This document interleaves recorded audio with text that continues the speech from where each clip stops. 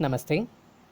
आज हम हिंदी साहित्य के विख्यात भीष्म साहनी द्वारा लिखा गया बाप बेटा नामक कहानी की चर्चा करें।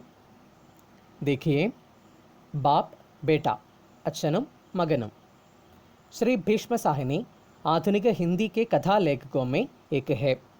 श्री भीष्म साहनी അദ്ദേഹം സമകാലിക हिंदी कथा लेखकന്മാരിൽ ഒരാളാണ്। मानव प्रेम और जीवन के प्रति आस्था उनकी रचनाओं में परिलक्षित होती है। മനുഷ്യ സ്നേഹവും ജീവിതത്തിലുള്ള വിശ്വാസവും അദ്ദേഹത്തിൻ്റെ രചനകളിൽ പ്രതിഫലിക്കുന്നുണ്ട്। ഉൻകി ഏക് സുന്ദർ കഹാനി ഹെ ബാപ്പ് ബേട്ട। അദ്ദേഹത്തിൻ്റെ വളരെ സുന്ദരമായ ഒരു കഥയാണ് ബാപ്പ് ബേട്ട എന്നത്।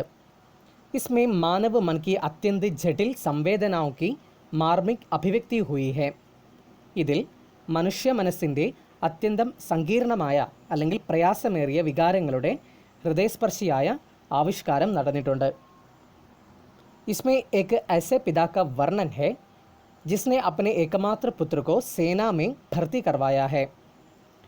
ഇതിൽ ഒരു പിതാവിനെ കുറിച്ചാണ് പറയുന്നത്। അദ്ദേഹം തൻ്റെ ഒരേ ഒരു മകനെ സൈന്യത്തിൽ ചേർത്തിരിക്കുകയാണ്। एक सैनिक बारह की दीवार के बाहर एक अधेड़ उम्र का आदमी बड़ी देर से खड़ा था। സൈനിക് ബാരക് എന്ന് പറഞ്ഞാൽ സൈനികർ താമസിക്കുന്ന കെട്ടിടമാണ്। അപ്പോൾ സൈനികർ താമസിക്കുന്ന കെട്ടിടത്തിൻ്റെ മതിലിന് പുറത്ത് ഒരു മധ്യവയസ്കനായ ആൾ കുറേ നേരമായി നിൽക്കുന്നുണ്ടായിരുന്നു। വോ ബഡി ഘബറാഹട്ട് में थी। അദ്ദേഹം വലിയ പരിഭ്രമത്തിലായിരുന്നു। और बार बार बड़ी उत्सुकता से अंदर देखा जा रहा था। അതുപോലെ ഒരുപാട് പ്രാവശ്യം വലിയ ആകാംക്ഷയോടെ അകത്തേക്ക് നോക്കിക്കൊണ്ടിരിക്കുകയായിരുന്നു। 12 के मैदान में 10-12 लड़कों की एक पांत घड़ी थी। ബാരാക്കിലെ ആ മൈതാനത്തിൽ 10-12 ആൺകുട്ടികളുള്ള ഒരു നിര അല്ലെങ്കിൽ ഒരു ക്യൂ നിൽക്കുന്നുണ്ടായിരുന്നു। വേ സേന में भर्ती होने के लिए आए थे। അവർ സൈന്യത്തിൽ പ്രവേശിക്കാൻ വേണ്ടി വന്നതായിരുന്നു। और उनके सामने 2 फौजी अफसर ഖड़े उनकी परीक्षा ले रहे थे।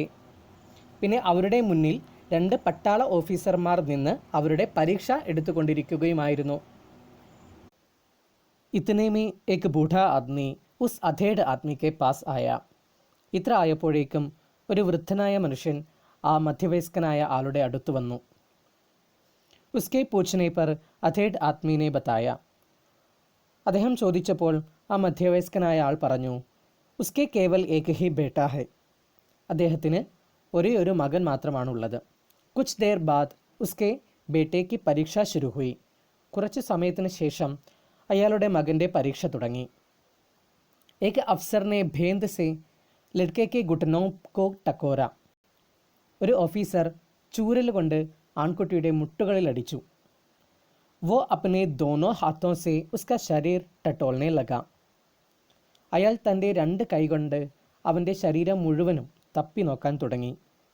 और उसके कंधों को हिलाने डुलाने लगा। പിന്നെ അവൻ്റെ ഷോൾഡർ അതായത് തോള് കുലുക്കാൻ തുടങ്ങി। ये देखकर बाहर खड़े बाप की टांग लटखटाने लगी। ഇത് കണ്ടിട്ട് പുറത്തു നിന്ന് അച്ഛൻ്റെ കാലുകൾ വിറയ്ക്കാൻ തുടങ്ങി। जब परीक्षा समाप्त हुई तो शाम हो चुकी थी। പരീക്ഷ അവസാനിച്ചപ്പോഴേക്കും വൈകുന്നേരമായിരുന്നു। धके हुए बाप एक विशाल कायवृक्ष के नीचे बैठे बेटे की इंतज़ार करने लगा। കായവൃക്ഷ് എന്ന് പറഞ്ഞാൽ ഒരുപാട് വേരുകൾ കൂടി ചേർന്ന തടിയുള്ള ഒരു വൃക്ഷം എന്നാണ്। അപ്പോൾ ക്ഷീണിച്ച അച്ഛൻ ഭീമമായ ഒരു തടിയുള്ള മരത്തിൻ്റെ അടിയിലിരുന്ന് മകനെ കാത്തിരിക്കാൻ തുടങ്ങി। इतने में उसने देखा कि उसका बेटा बाहर निकल रहा है। ഇത്ര ആയപ്പോഴേക്കും അദ്ദേഹം തൻ്റെ മകൻ പുറത്തേക്ക് ഇറങ്ങിക്കൊണ്ടിരിക്കുകയാണ് എന്ന് കണ്ടു। वो दौड़कर उसके पास आया। അയാൾ ഓടിയിട്ട് അവൻ്റെ അടുത്ത് ചെന്നു। और उससे पूछा। എന്നിട്ട് അവനോട് ചോദിച്ചു, कि क्या रसिए तुमको सेना में ले लिया है। എന്താടാ നിന്നെ സൈന്യത്തിലേക്ക് എടുത്തോ। जब बेटे ने हाँ कहा तब उस बेचारे बाप की सारी घबराहट पसी जुड़ी। മകൻ ഹാ എന്ന് പറഞ്ഞതും പാവപ്പെട്ട ആ അച്ഛൻ്റെ എല്ലാ പരിഭ്രമങ്ങളും മാഞ്ഞു। वो अपने बेटे को बार बार छाती से लगाने लगा। അയാൾ തൻ്റെ മകനെ വീണ്ടും വീണ്ടും കെട്ടിപ്പിടിക്കാൻ തുടങ്ങി. जब बाप की उत्तेजना शांत हुई तब उसने बेटे से पूछा.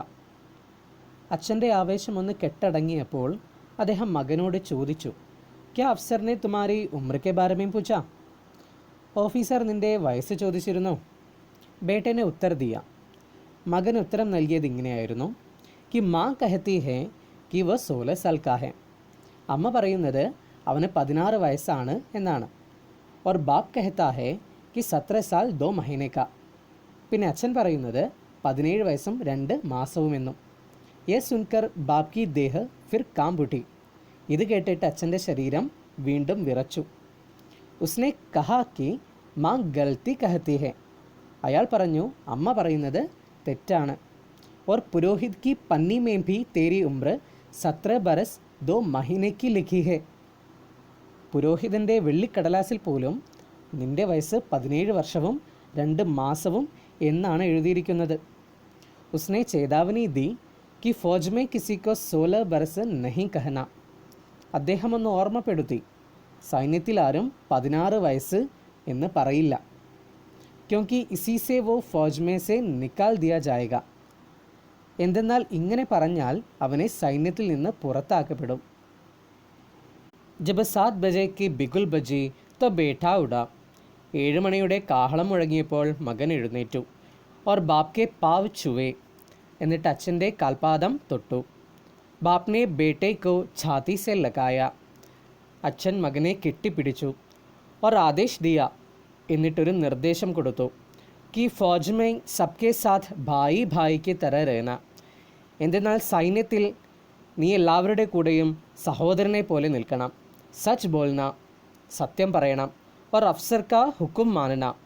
അതുപോലെ ഓഫീസറിൻ്റെ ആജ്ഞകൾ പാലിക്കണം. ബേട്ടേനെ സബ് സ്വീകാർ കിയ. മകനെല്ലാം തന്നെ സമ്മതിച്ചു. ഓർ ദേഖ്തേ ദേഖ്തേ ഉസ് ബേട്ടെ കാ ശരീർ ബാപ് കി ആँखों से ഓഞ്ചൽ ഹോ ഗയ. മകൻ പോകുന്നത് നോക്കി നോക്കി മകൻ്റെ ശരീരം അച്ഛൻ്റെ കണ്ണിൽ നിന്നും മറഞ്ഞുപോയി. ഇസ് കഹാനി മേ ബാപ് കാ ചരിത്ര ഹി പ്രമുഖ് ഹെ. ഈ കഥയിൽ അച്ഛൻ്റെ കഥാപാത്രമാണ് വളരെ പ്രധാനമായി നിൽക്കുന്നത്. വോ അപ്നെ പുത്രക്ക് അതീവ പ്യാർ കർത്താ ഹെ. അദ്ദേഹം തൻ്റെ മകനെ അങ്ങേയറ്റം സ്നേഹിക്കുന്നുണ്ട്. ഓർ അസത്യക്കെ സഹാര ലേക്കർ ഉസേ സേനാമേ ഭർത്തി കർവാത്താ ഹെ. പിന്നെ അദ്ദേഹം അസത്യത്തെ കൂട്ടുപിടിച്ചുകൊണ്ട് അവനെ സൈന്യത്തിൽ ചേർക്കുകയുമാണ്. ലേക്കിൻ ഉസ്കാ ആദർശ ഹോത്താ ഹെ. എന്നാൽ അദ്ദേഹത്തിൻ്റെ ആദർശപരമായ ചിന്തകൾ ഇങ്ങനെയാണ്, കി സച്ച് ബോൾന. സത്യം പറയുക. സച്ച് സദാക്കത്ത് നഹീം ചോടന. സത്യമൊരിക്കലും ഉപേക്ഷിക്കാതിരിക്കുക. ഉസ്കെ കഥൻ മേ ഓർ കർണി മേ കോയി സംബന്ധൻ നഹി ഹെ. അദ്ദേഹത്തിൻ്റെ പറച്ചിലിലും ചെയ്തികളിലും ഒരു ബന്ധവുമില്ല. ഹമാരെ സമാജ് മേ ദിഖായി പടനെ വാലി വിസംഗതിയോ പർ ലേഖക് യഹാം വ്യക്ത് കർത്തേ ഹെ. നമ്മുടെ സമൂഹത്തിൽ കണ്ടുവരുന്ന പരസ്പര വിരുദ്ധമായ കാര്യങ്ങളെയാണ് ലേഖകൻ ഇവിടെ വ്യക്തമാക്കുന്നത്.